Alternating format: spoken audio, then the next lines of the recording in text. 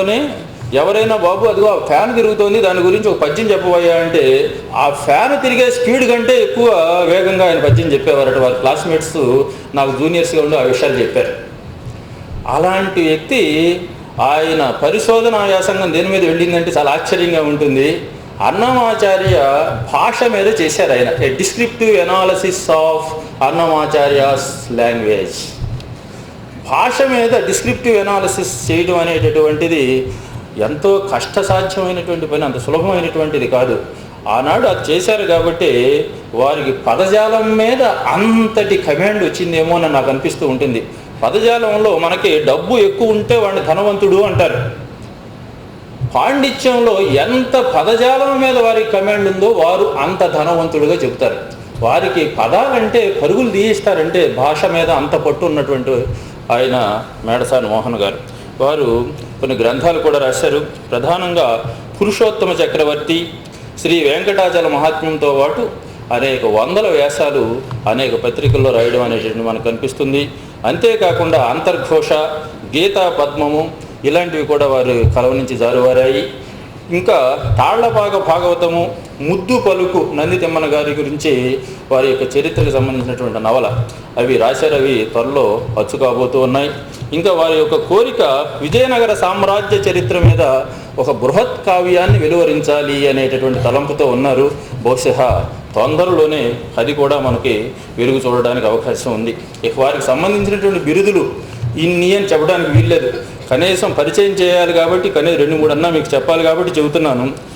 బాలావధాని, సహజావధాని, అవధాన సరస్వతి, అవధాన చక్రవర్తి, వాగ్దేవి వరపుత్ర, సరస్వతి సత్పుత్ర, సహస్రావధాన బ్రహ్మ, మహాసహస్రావధాన స్థాపనాచార్య, అవధాన పరమహంస, భాగవత పరమహంస.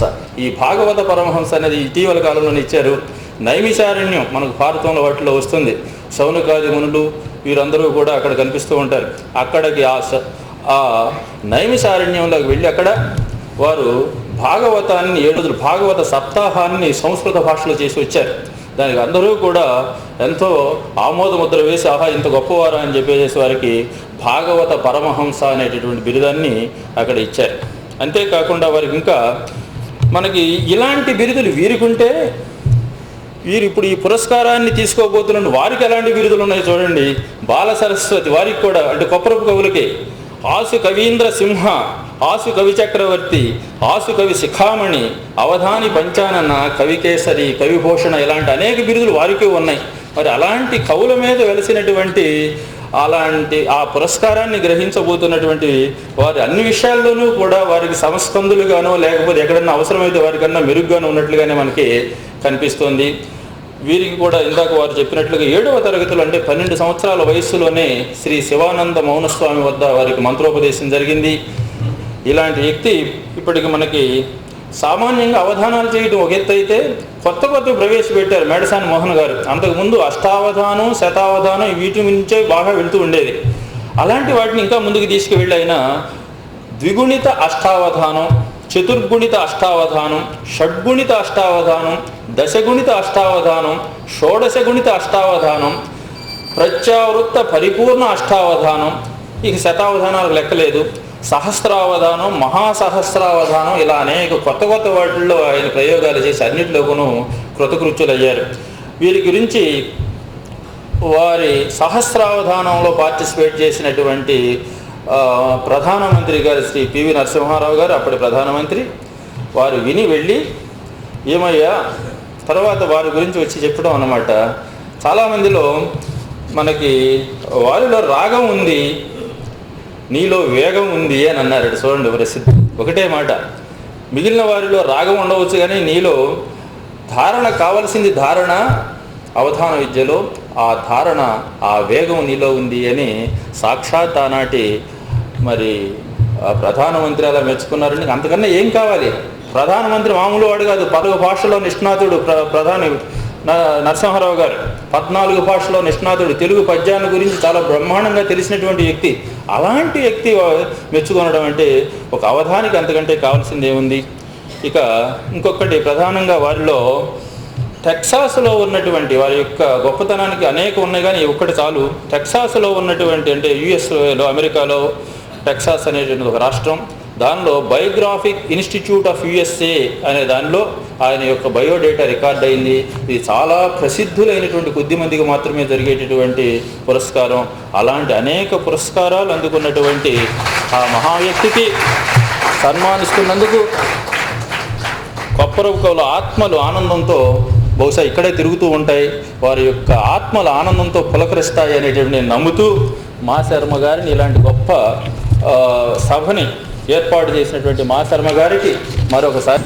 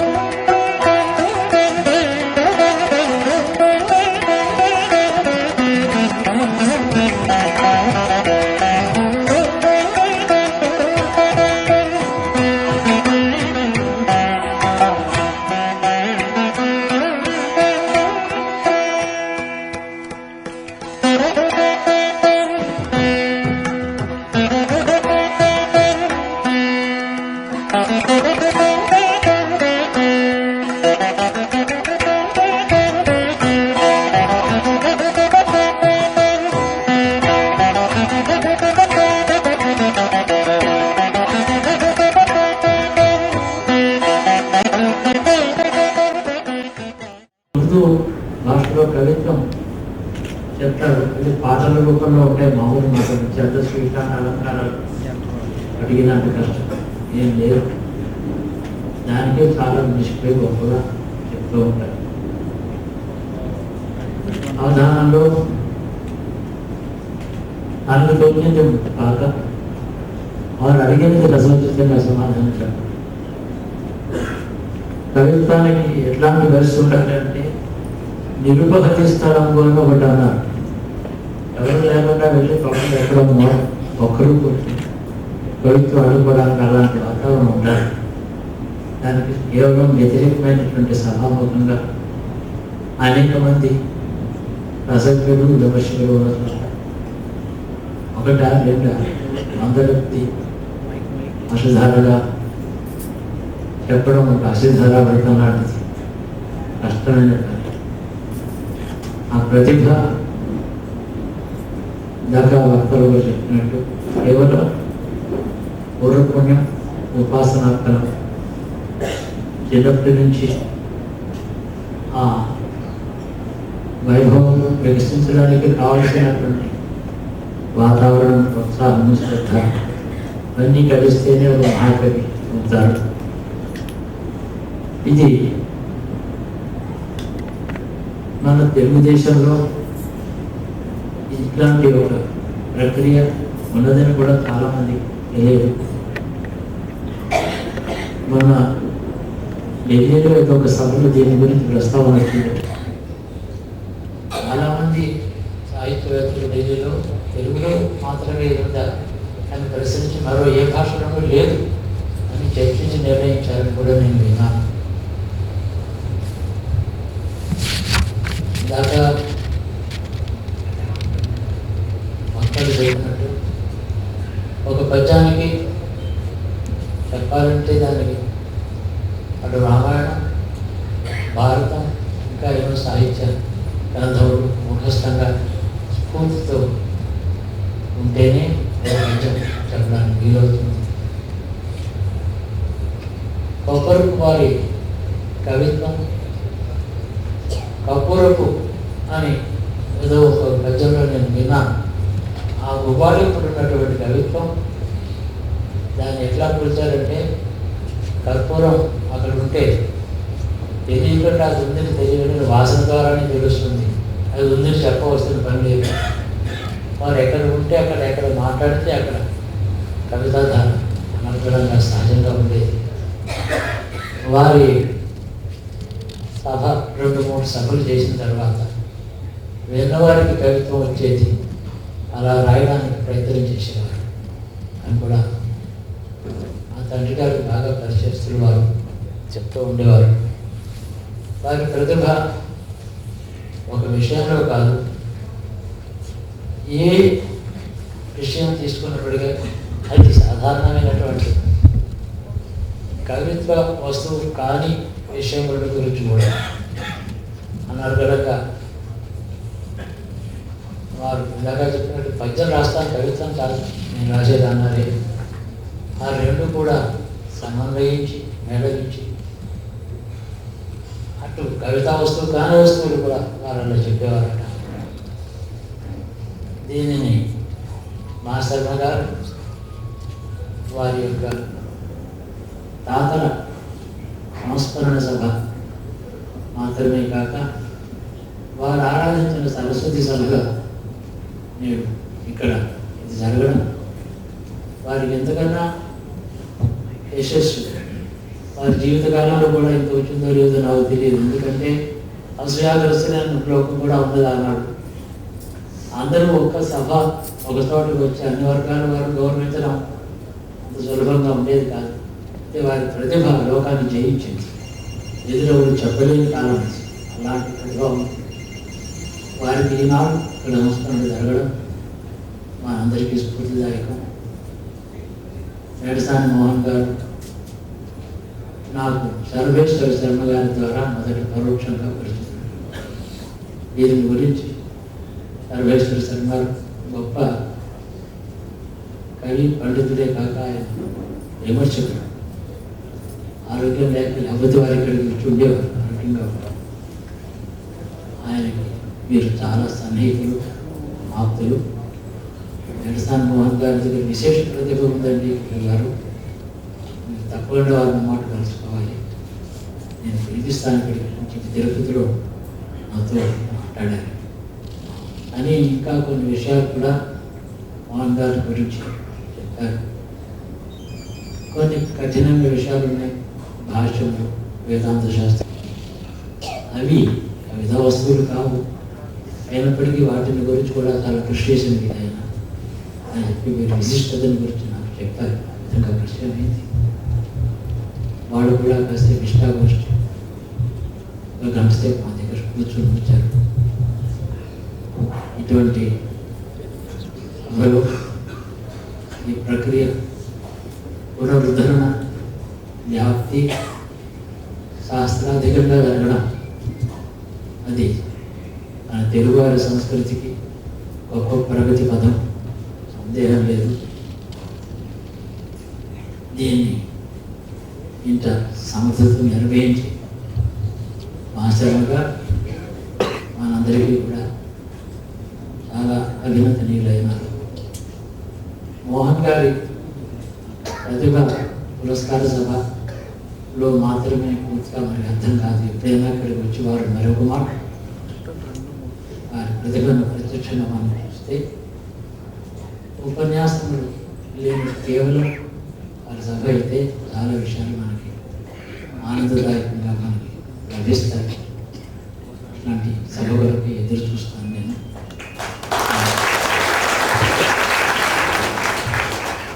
మోహన్ గారికి పరమేశ్వర ప్రతిభను ఎంత ఇచ్చాడు, అదంతా లోకానికి అందించగలిగినంత కాలం ఆయుర్దాయం ఆరోగ్యం వారికి ఇవ్వాలి. సముద్రమంత విద్యం సముద్రమంత ప్రజలకు ఇవ్వాలంటే ఎంతకాలం కావాలో అంతకాలం వారికి శతాధికమైనటువంటి ఆయుర్దాయం ఇవ్వాలి. పరమేశ్వరుడు లేకుంటూ వారిని అభినందిస్తున్నారు. వేదిక మీద ఉన్న పెద్దలందరికీ నమస్కారం, సభకు నమస్కారం, శుభం. పెద్దలు నా గురించి చెప్తూ 1,00,000 పద్యాలు శ్లోకాలు నేను ధారణ చేశాననే అంశాన్ని చెప్పారు.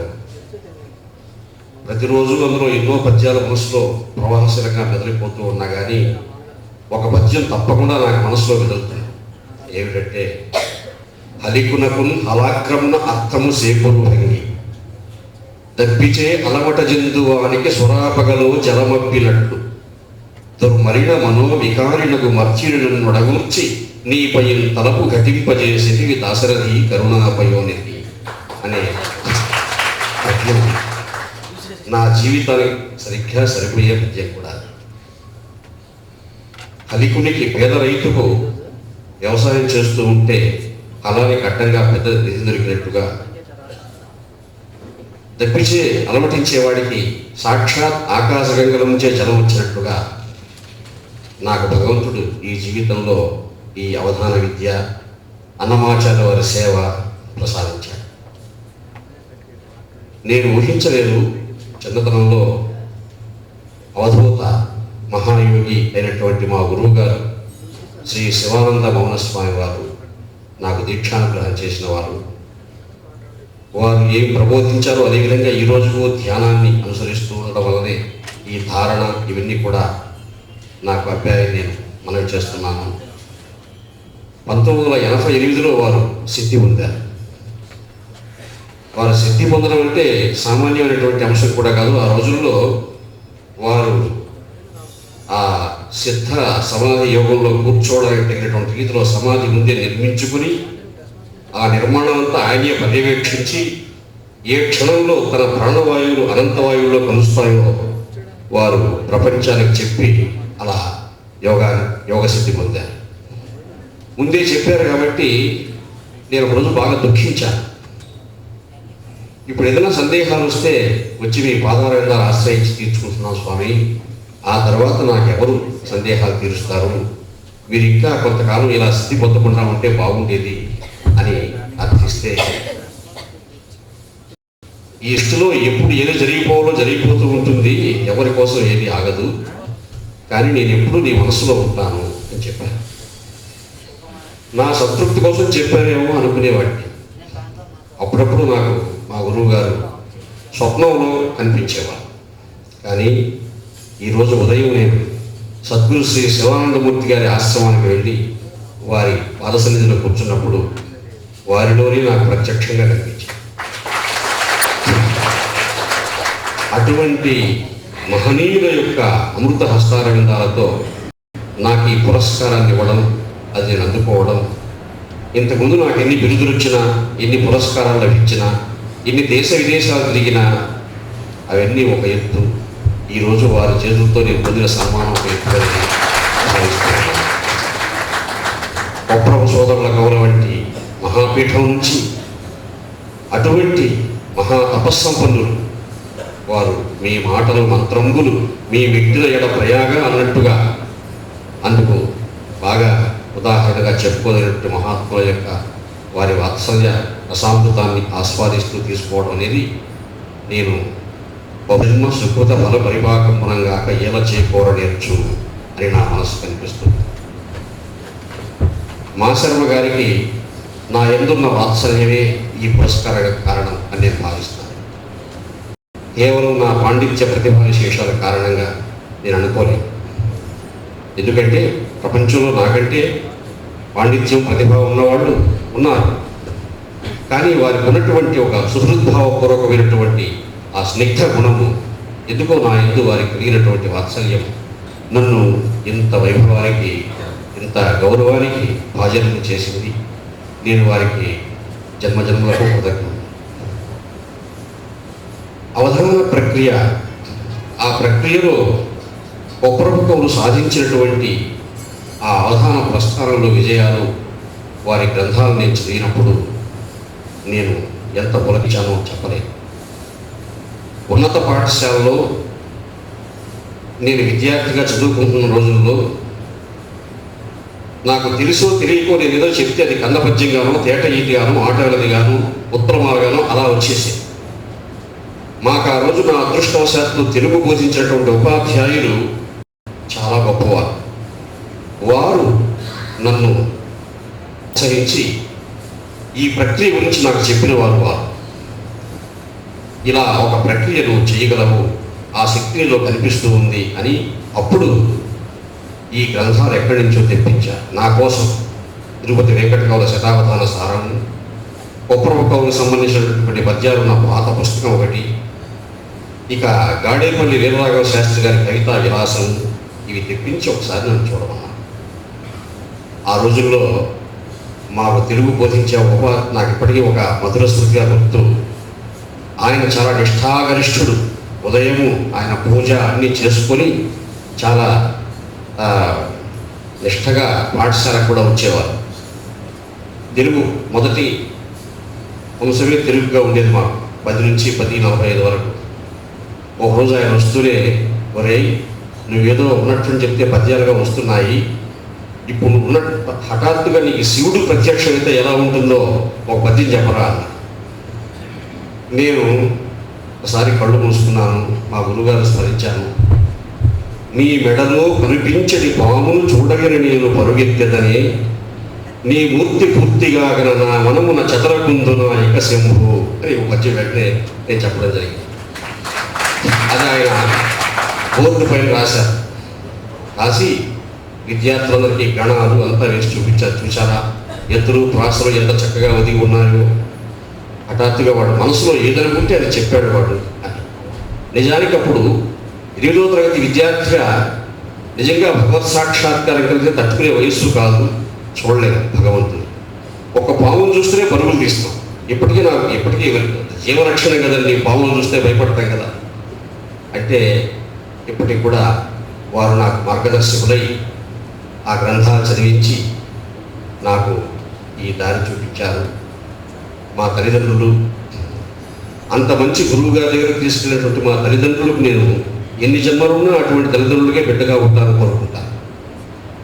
మా తల్లిగారు, ఆమె చాలా దైవభక్తి కలిగినటువంటి వ్యక్తి.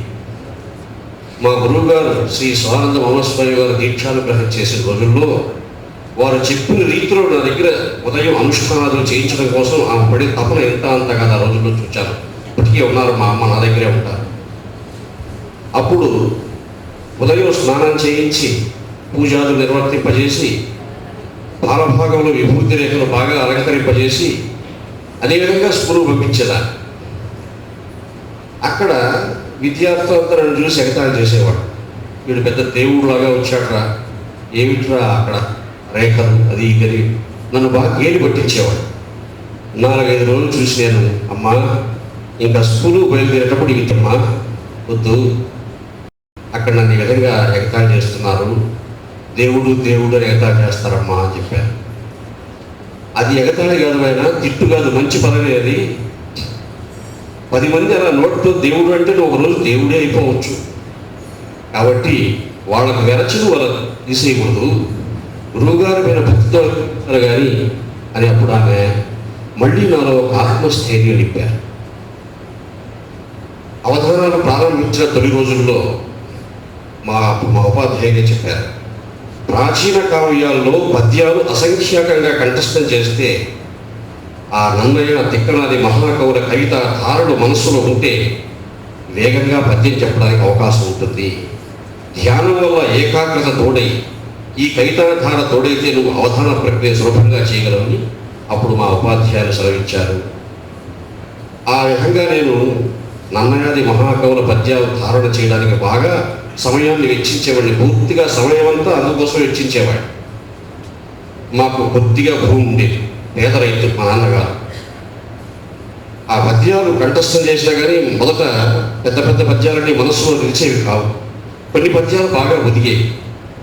ఇలా ధారణ సరిగ్గా నిలవడం లేదు అని ఒక రోజు నేను మా నాన్నతో నా కష్టం చెప్పుకుంటే ఆయన నాకు చెప్పినటువంటి సలహా ఇప్పటికి కూడా మారుమోగుతూ ఉంటుంది. అప్పుడు పొలంలో ఏదో పని చేయడానికి పొలం దగ్గర జరిగే సంభాషణ మాకే. ఇప్పుడు ఈ పొలానికి మనం నీళ్లు కొడుతున్నాము, ఎరువులు వేస్తున్నాము. కలుపు మొక్కలు తీసేసిన తర్వాతనే ఈ ఎరువు వేస్తే అసలు పంటకే ఈ ఎరువు అంతా బాగా వస్తుంది. కలుపు మొక్కలు ఉంటే ఈ ఎరువు కలుపు మొక్కలు కూడా పోతుంది. కాబట్టి నువ్వు చేసే ధ్యాన శక్తి ఇదంతా కూడా కేవలం నీ ఏకాగ్రతకే అవి ఉపకరించాలంటే నీ మనసులో ఉన్న ఇతరత్ర ఆలోచనలన్నీ తీసేయాలి, అదే కలుపు మొక్కలు లాంటివి అని చెప్పాడు. ఆయనకున్న రైతు పరిజ్ఞానంతో నాకు ఆ సలహా ఇచ్చారు.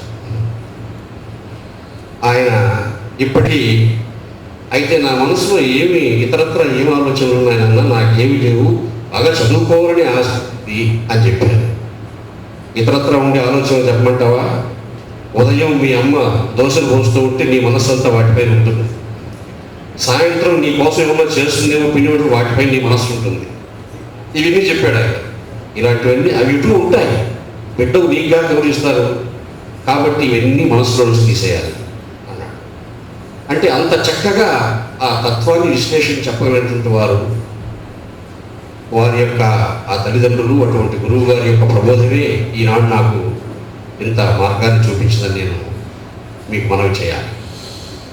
అందులో ఒప్రభు కవులు అంటే వారు సామాన్యులుగా తిరుపతి వెంకట కవులు విశ్వనాథరావు చెప్పినట్టు వారు కైతయు కృచి ఎత్త, తిరుపతి వెంకటేశ్వరుడు దేశము కైతయు కృచి ఎత్త. అటువంటి రోజుల్లో వీరు విజృంభించి వారిని కూడా మించి సభలు గోష్ఠులు జరిపారంటే అది సామాన్యం. అటువంటి వారి మహానుభావుల పేర నెలకొల్పినటువంటి ఈ పీఠంలో పురస్కారాన్ని అందుకున్నందుకు నేను ఎంతో ఆనందిస్తూ ఉన్నాను. అవధాన విద్యలో అగ్రపీఠములెక్కి ఈ ఆంధ్ర జగతిని ఏరినవారు ఒక్కొక్క కవులు. అవధాన విద్యలో అగ్రపీఠములెక్కి ఈ ఆంధ్ర జగతిని ఏరినారు.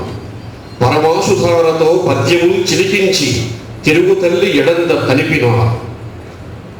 ధారణ ధోరణి కారణ జన్ములై ఆసు ప్రబంధంబు లల్లినారు.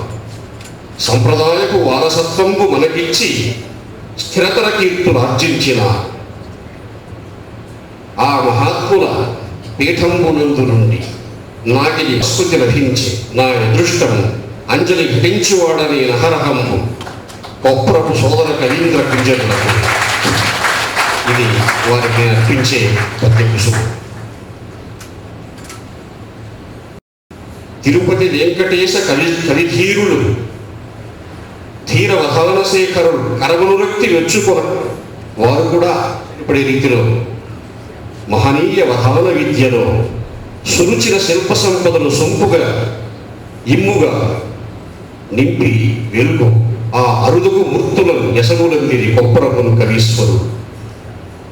అటువంటి కవీశ్వరుడు శ్రేష్టమైన కవిత్వ మార్గముల వాసింగాంచి నానా సభా గోష్ఠీబద్ధ వధాన సంగతుల వాక్సూరత్వమును చూపి విస్పష్ట స్ఫూర్తి రస ప్రసన్న జగతులు భాసింపగా చేయు నాకిష్టులు కొప్పరపు కవీశ్వరులకే నిత్తు వచ పుష్పములు.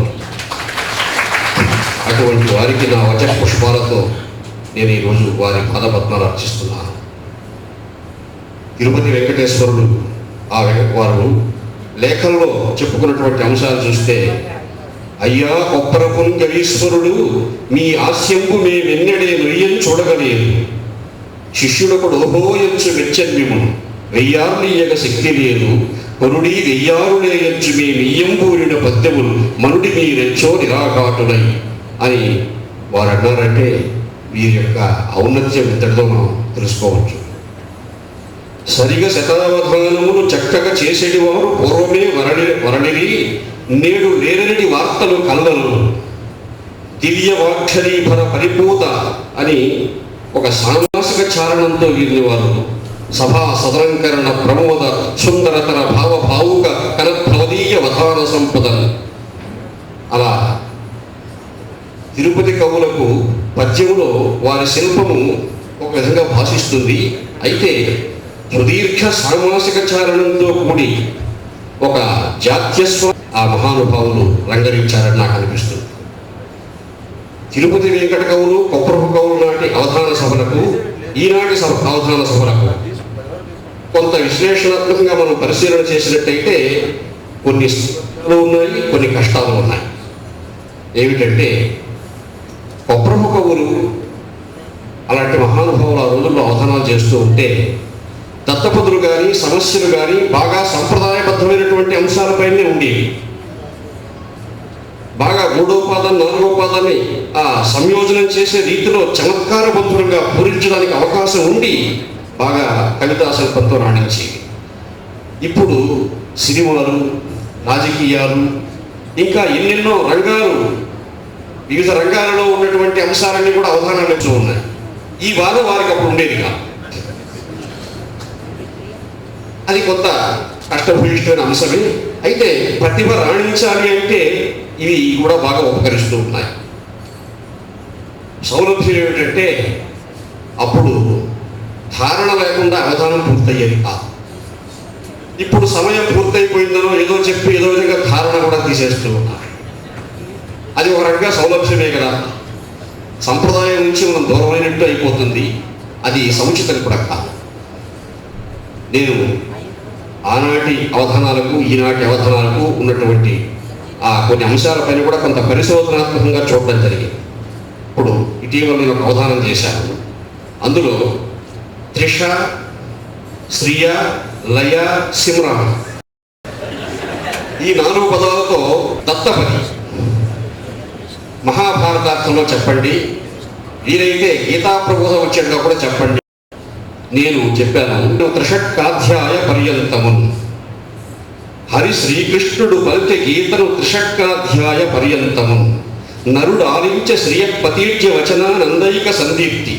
తత్కరుణ పాండవతి జయాలయ పటుఖ్యాతులు వెలుగుంది అని 3 పాదాలు చెప్పాను.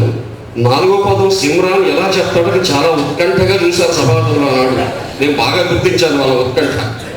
ఉద్ధురుడై రాజ్యము వాసి రానుపడే కదా దుర్యోధనుడు అయ్యాడు అని నేను చెప్పాను. ఇటువంటి దత్తపదులు ఎక్కువగా ఈ కాలంలోనే అయితే అవధానాన్ని ప్రతిభ రాణించడానికి కూడా ఇవి చాలా ఉపకరిస్తాయి. ఎందుకంటే ఇచ్చినటువంటి అంశానికి, వారు వర్ణించడానికి చెప్పినటువంటి అంశానికి ఎటువంటి అవినాభావ సంబంధం ఉండదు. ఈ ప్రపంచ భాషలోనే అరుదైనటువంటి ప్రక్రియగా తెలుగు భాషలో ఈ అవధాన ప్రక్రియ రూపుదిద్దుకున్న అంశాన్ని అందరూ గుర్తించారు. ప్రపంచంలో కూడా గుర్తించారు, చాలా దేశాలు గుర్తించాయి. కానీ మన పొరుగునే ఉన్నటువంటి తమిళ సోదరుడు ఇటువంటి ప్రక్రియ మాకు కూడా ఒకటి ఉండాలి అని ఒకప్పుడు 1 దశాబ్దం క్రితం చాలా కృషి జరిగింది. ఆ దేశం దశావధానము అని ఒకటి రూపకల్పన చేశారు. వాళ్ళు ఆ దశావధానం ప్రారంభించిన ఒక 6 మాసాలకు 100 మంది పైన అవధానం తయారైపోయారు ఆ దేశం. ఇక్కడ క్లిష్టత లేదు అక్కడ. ఎందుకంటే కా ఖా గా ఘా ఒకే అక్షరం వాడే. ఇక్కడ మన నిషిద్ధాక్షలో కా అంటే నీకు చెప్పడానికి లేదు ఇక. కానీ అక్కడ కా నిషిద్ధం అంటే అదే చెప్పి గా అనుకోమనొచ్చు. అందువల్ల ఆ క్లిష్టతకు అవకాశం లేనందువల్ల అక్కడ చాలామంది తయారైపోయినారు. అయితే ఆ విజృంభణ చూచి ఆ దేశంలో ప్రభుత్వం వాళ్ళంతా కూడా ఇది మంచిది కాదు, అక్కడ వాళ్ళ ప్రక్రియ రూపకల్పన వేరు, మన ప్రక్రియ రూపకల్పన వేరు, మన సాహిత్యం దారి తప్పుతుందేమో అని మద్రాస్ టీవీలో నన్ను పిలిచి ఒక అవధానం చేయించారు. ఇలా ఉండాలి. నేను అవధానం తెలుగులో చేస్తూ ఉంటే తమిళంలో ఒక సోదరుడు వ్యాఖ్యానం చెప్పేవాడు. 3 గంటల సమయం కేటాయించారు వాళ్ళు. కేవలం ఆ దేశానికి ఈ ప్రక్రియ యొక్క రూపకల్పన సహృదయంగా చెప్పడానికి. వాళ్ళ సహృదయంతో మెచ్చుకోదగింది. ఆ రోజు నాకు ఇచ్చిన దత్తపని ఏమిటంటే గజ్జి, త్వరద, తలనొప్పి, జ్వరం, వరుదిని సౌందర్యాన్ని వర్ణించుకున్నారు. అంటే పరస్పర విరుద్ధంగా ఉన్నటువంటి అంశాలు ఏ విధంగా సమన్వయించి భాషింపచేయాలో ఆ తమిళ సోదరులు చెప్పడానికి వారు ఆ విధంగా కొంత క్లిష్టభూయిష్టంగానే 6 పద్యాలు వచ్చాయి. కమనీయంపు వరుధిని గగన రంగజ్జన్ మనోజ్ఞయిక మధ్యము. కమనీయంబు వరూధిని గగన రంగజ్జిన్ మనోజ్ఞైక మధ్యం తన్మేదుర దర్పహాసములు సంధానించు పుష్పాస్త్రములు ప్రణవోప్పన్ తరడొప్పిదంబులు గుప్పు గంధంబులు ఆహా సముద్యమ కామజ్వరమును నెలార్చగద గంధర్వేంద్రుడెందంబులు అని నేను చెప్పగలను. ఈ ప్రక్రియకు తమిళంలో వ్యాఖ్యానం చెప్పి వారి ఆ దేశంలో ఆ ప్రక్రియ లేకపోయినా పర్వాలేదు, మీరు అనవసరంగా ఎక్కువ మంది విజృంభించి దేశాన్ని ఇలా పీడించడం మంచిది అన్నట్టుగా ఒక సందేశాన్ని ఇచ్చారు. అంటే అది గొప్ప సహృదయ లక్షణం అండి. అనవసరంగా ఆడంబరాలకు పోకుండా, మాకు కూడా ఇలాంటి ఏదో విధంగా చెప్పుకోకుండా అది ఒక తపనట. విదేశాల్లో కూడా నేను చాలా చోట్ల అవధానాలు చేశాను. ఒక చోట దత్తపదిలో బుష్, సద్దాం, ఇరాక్, అమెరికా ఈ 4 పదాల నుంచి సీతారామ కళ్యాణం వర్ణించింది. ప్రాచీన కాలంలో ఒక నియమం ఉంది, అవధాని గారు చెప్పలేకపోతే పృచ్ఛకులు పద్యంతో సిద్ధంగా ఉండాలి. నేను వారిని అడిగాను ఇచ్చినాన్ని కూడా, ఏమండి విదేశాల్లో జరిగే అవధానాల్లో మరి ఇట్లా ఉంటుంది అనుకోలేదు నేను అంటే, మీరు ఏమడిగినా చెప్తారు, 4 పదాలు ఇస్తే చాలన్నారండి. అందుకని అప్పుడు యుద్ధం జరుగుతూ ఉంది, అమెరికాకు ఆ దేశానికి ఏదో యుద్ధం జరుగుతూ ఉంది.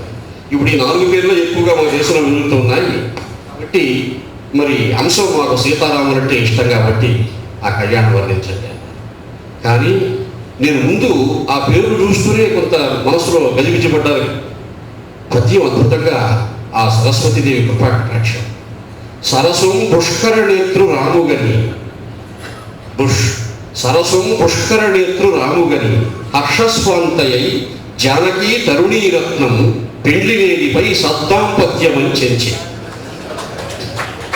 సుస్థిరతను నాటికి పోయి రాకుమని బుద్ధిని నిలిపి వీక్షించిన సురడు అష్టోక సుఖంబులై అమెరికా శోభను కనను శక్యమే. అమరి ఈ కాలం చోట అమెరికా వస్తుంది. అలాగా ఆ ప్రతిభను భాషింపచేయడం. కొన్ని చోట్ల భయము, ఆందోళనతో ఉన్న పరిస్థితులు కూడా నాకు నా స్వానుభవంలో ఉన్నాయి. నేను నా అదృష్ట విశేషం ఏమిటంటే, పివి నరసింహారావు గారంటే మహానుభావులు, నందమూరి తారక రామారావు గారు ముఖ్యమంత్రిగా ఉన్నప్పుడు అటువంటి వారి సమక్షంలో అవధానాలు చేశాను. వారి యొక్క ఆశీర్వాదాలు పొందగలిగారు. రామారావు గారు ముఖ్యమంత్రి అయిన కొంతకాలానికి కొన్ని ప్రాచ్య కళాశాలలు రద్దు చేశారు. ఆ కళాశాలను తీసేశారు. చాలామందికి ఉద్యోగాలు పోయింది. ఆ సమయంలో ఒక చోట అవధాన సభ జరిగింది. అలా ఉద్యోగం పోగొట్టుకున్నటువంటి ఒక మహాపండితుడు నాకు ఒక సమస్య ఇచ్చాడు. రామారావు నశించుకాల మీద సంప్రాప్తించే నిక్కంబుగన్, ఇది సమస్య. కానీ ఆ ప్రాంతంలో అంతా ఆయన అభిమానులే. ఉవ్విత్తులు లేచారు, ఆయన కొడతారో నన్ను కొడతారో అర్థం కాలేదు. చాలా భయపడ్డాను నేను. అప్పుడు నేను చెప్పాను, అయ్యా వారు అలా ఇచ్చినా కానీ సమస్య పూరింపబడేసరికి వారు అసలు రామారావు గారి సీన్లోనే ఉండరు, ఈ పద్యంలో వారి ప్రసక్తే ఉండదు అని నేను చెప్పాను. మరి అది ఎలాగ చెప్తాను? ఇప్పుడే వెంటనే చెప్పండి. 4 పాదాల్లో 4 ఆవృత్తులు 4వ పాదం చెప్పేంత వరకు మాకు లేదు. మీరు వెంటనే ఆ పద్యం ఎలా చెప్తారో చెప్పండి, రామారావు గారి ప్రసక్తి ఎలా ఉండదో నిరూపించండి అన్న చెప్పాను. కాటంబులు మాని రాఘవుని సంకల్పించి అర్చా విశేష ఆమోదాంకిత శీలయ్యి శబరి తానర్థించని రీతిగా శ్రీమన్మోహన నీలమేఘ రుచిర స్నిగ్ధాకృతి ఏల శ్రీరామ రావు నశించుకాల మీద సంప్రాప్తించే నిక్కంబు అని ఆ రోజు నేను పూరించడం జరిగింది. అంటే శబరి, నా జీవితం అంతా అయిపోతా ఉంది స్వామి, నేను ముసలిదాన్ని అయిపోయాను, ఏల శ్రీరామ రావు ఇంకా రావడం లేదే అని దీనాతి దీనత్వంతో కూడినటువంటి శరణాగతి భావంతో ఆ పద్యం పూర్తి చేసేసరికి వారు శాంతించారు. లేకపోతే ఆ రోజు వారు ఆ ఇచ్చిన పుచ్చకులు కొడతారో నన్ను కొడతారో అర్థం కాని పరిస్థితి. అప్పుడు వారు పైగా ముఖ్యమంత్రి ఆంధ్రదేశానికి. అది ఈ నిఘా ఇంటెలిజెన్స్ వర్గాలు ఉంటారు, వాళ్ళ ద్వారా ఆ పద్యం ఆయన దృష్టికి కూడా వెళ్ళింది. నేను కూడా స్వయంగా వెళ్ళి వారితో మాట్లాడటం జరిగింది. అయితే ఆయన మెచ్చుకున్నారు ఆ పద్యానికి. మీరు మాకు ఒక రక్షా కవచంగా నిలిచి ఏదో అన్నారు. అలాగా అవధానాల్లో అప్పుడప్పుడు కొంత భయం ఆందోళన కలిగినా కానీ రక్షించడానికి అమ్మవారు ఉన్నారు కదా, ఆ అమ్మవారే పలికిస్తారు. పోతన గారు చెప్పినట్టు పలికించేవాడు రామభద్రుడు అన్నట్టు. మనం రామభద్రుడు అనుకున్నా, సరస్వతి దేవి అనుకున్నా, పలికించేది ఎవరో ఒక అంతఃప్రచోదన శక్తి, ఆ అమ్మవారే పలికిస్తారు. అలా నేను ఎన్నోసార్లు ఇటువంటి క్లిష్టభూయిష్టమైనటువంటి అంశాలు, ఈ దత్తబదులు సమస్యలు జొన్నవిత్త రామలింగేశ్వరరావు గారు ఒకసారి విజయవాడలో అడిగారు. వారు లయ, ఐశ్వర్యరాయ్, శ్రీదేవి, గజాల, మీరు అన్నమాచార్య గారు సేవ చేస్తున్నారు కదా, అన్నమయ్యకు వెంకటేశ్వర స్వామికి ఉన్న అవినాభావ సంబంధాన్ని ఒక తేటగీతలో చెప్పండి చాలు అని. ఐశ్వర్యరాయ్ ఇలాంటి శబ్దాలతో దత్తపది పద్యం పూరించారంటే ఏ మధ్యమో శాస్త్రం అయితే నా ఐచ్ఛికంగా వదిలేస్తుంటే ఛందస్సు కూడా సులభంగా ఉండేది. కానీ తేటగీతి చాలా చిన్న పద్యం అయిపోతుంది, జాగ్రత్తగా పదాలు చెప్పించారు అతను. కానీ ఆ పద్యం ఒక్క నిమిషం కూడా లేని అంత వేగంగా వచ్చింది. అన్నమయ్య వచో లయలు ఆలకించి చొక్కెను ఐశ్వర్యరాయుడై శుభగుడైన తిరుమలేశుండు శ్రీదేవి నొరగునందు నిలిపి రాగజాల మహిమ వెలుగు స్వామి.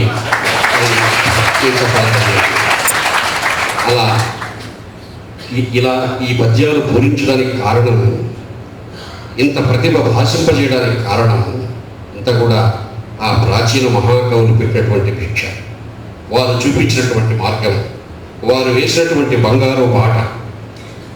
ఒక్కొక్క కవులు, తిరుపతి కవులు లాంటి వారు ఆనాడు ఈ అవధాన విద్యలో ఒక బంగారు బాట వేశారు కాబట్టి ఈనాడు అంతకంటే ఇంకా కొంత ముందుకు వెళ్ళి చతుర్గుణిత, షట్గుణిత, షోడశగుణిత, సహస్రావధానాలు లాంటివి కూడా చేసే అవకాశం కలుగుతూ ఉంది.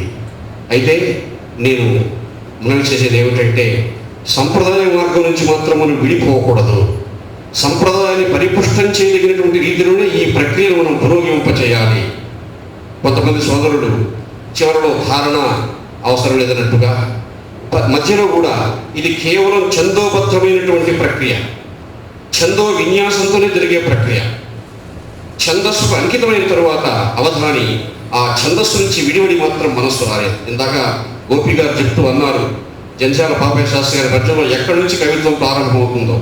అయితే అంతకుముందు నేను ఒక పూల మొక్క అక్కడ నిలిచి చివారున అన్నప్పుడు అదొక ప్రతిభ.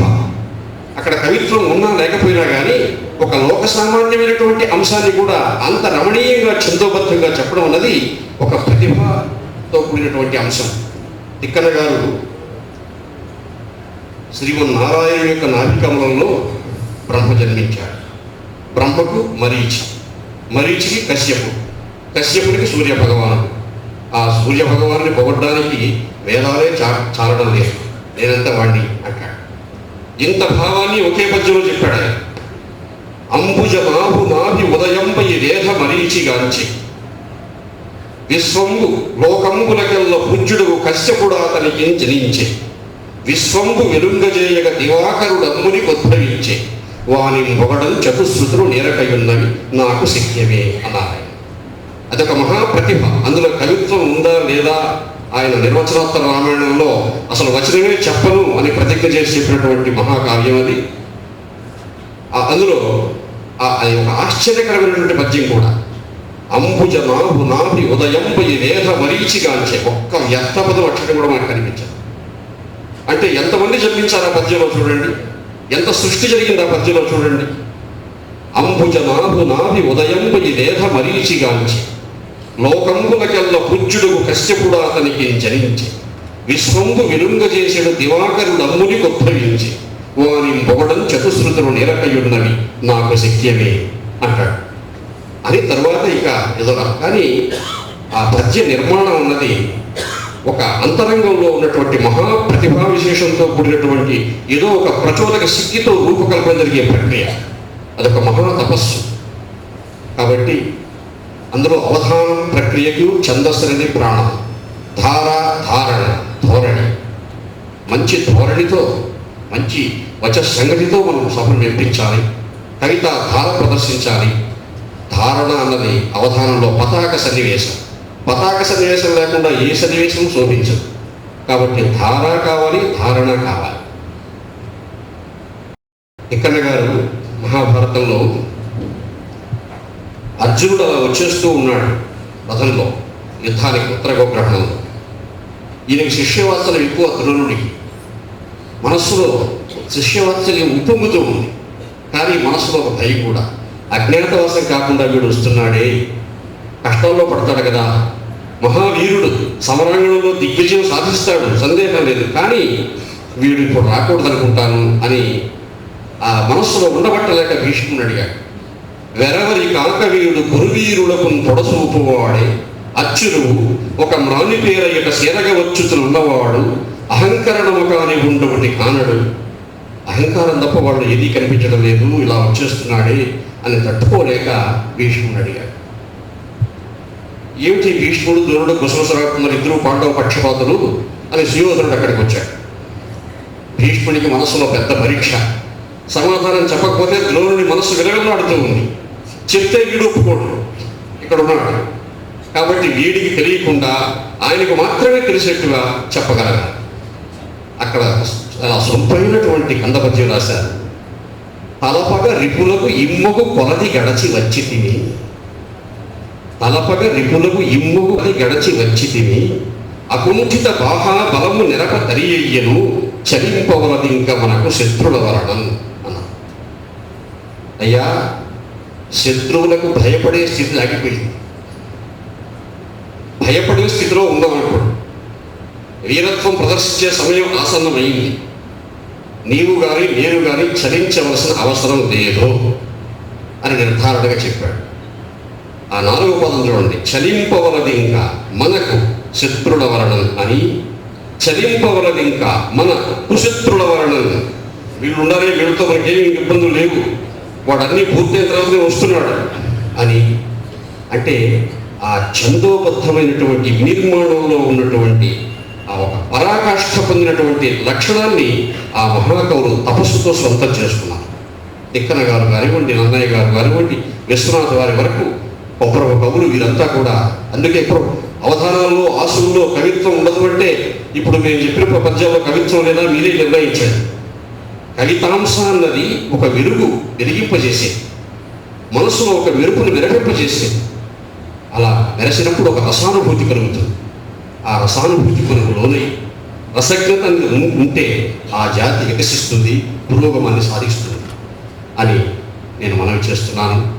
ఇలా నేను చెప్తూ ఉంటే ఎంతైనా చెప్పచ్చును. వారు పెద్దలు చెప్పారు, నాకు సమయం ఇస్తున్న భీతి నేను బాగా పాటిస్తానండి, జాగ్రత్తగా ఉంటాను.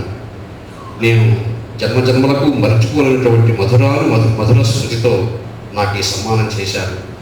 గురువుగారి యొక్క అమృత హస్తారండాలతో చేయించారు. మా శర్మ గారి వాత్సల్యాన్ని నేను మర్చిపోలేను.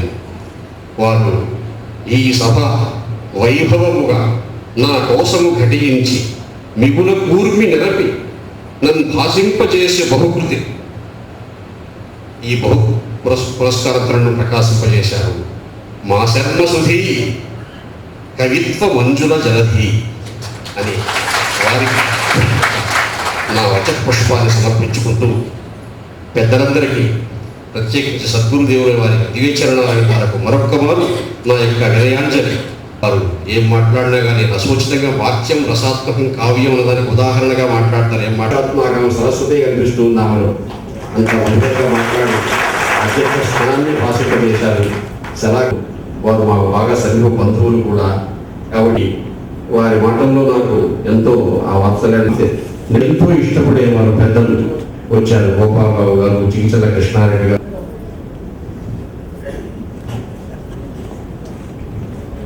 ఈ విశాఖపట్నంలో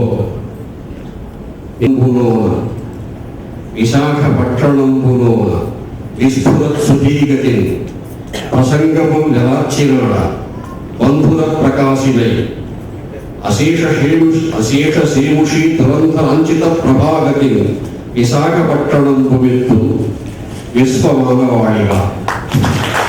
ఎందుకు అనుకోకుండా ప్రతిశామవర్తం వచ్చింది ఈరోజు. ఆ సెలవు తీసుకుంటాం.